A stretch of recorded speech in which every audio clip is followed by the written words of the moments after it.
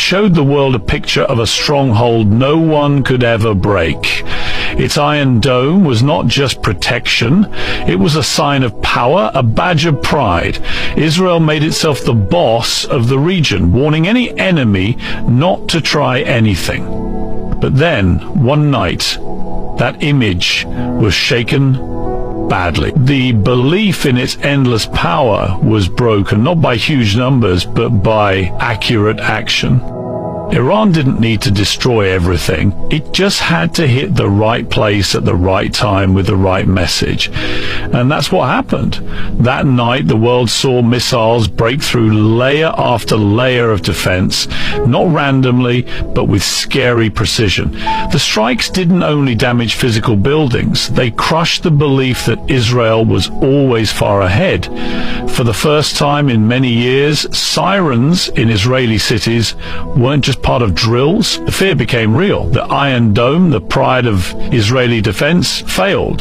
The same system, shown to the world as unbreakable, showed that it wasn't perfect. Just a few hits were enough to make the world question what they were told about Israel's power.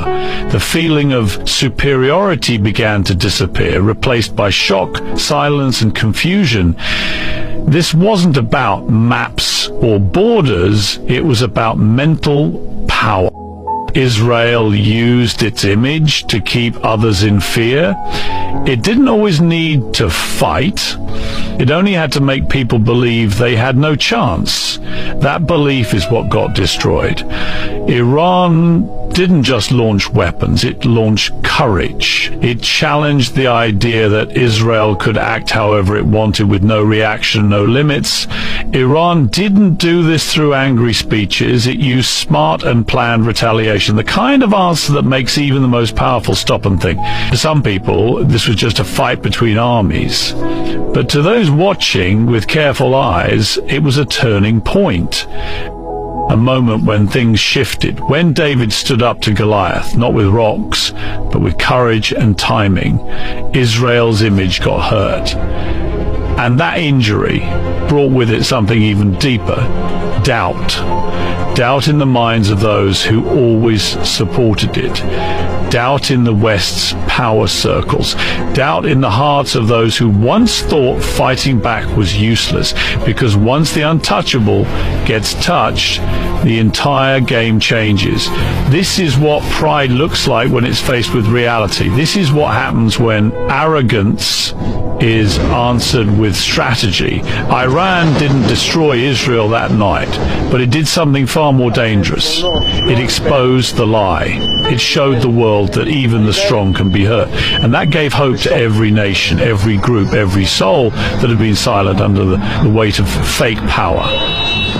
That night became like a mirror. And in it, the world didn't see Israel's greatness, it saw its limits. When Iran fired those missiles, it wasn't just a war move, it was a strong message, written in the language of power.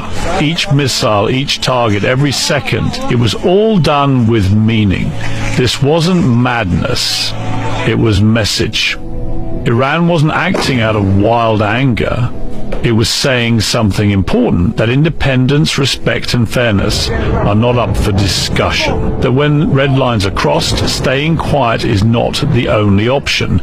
That the oppressed also have a voice, and sometimes that voice sounds like thunder. For years, Iran has faced punishments, warnings and lies from the media, but this moment wasn't about payback, it was about standing tall again. Iran's attack wasn't about flexing its muscles, it was about declaring, we see what's happening and we are not afraid anymore. This wasn't war just for war's sake. It was self-defense mixed with bravery. Iran understood the dangers. It knew what could happen next. But even then, it chose to rise. Because sometimes in history, bravery matters more than careful planning. Some moments demand that a country hold its ground, even when the whole world is looking away. For many years, Israel created an image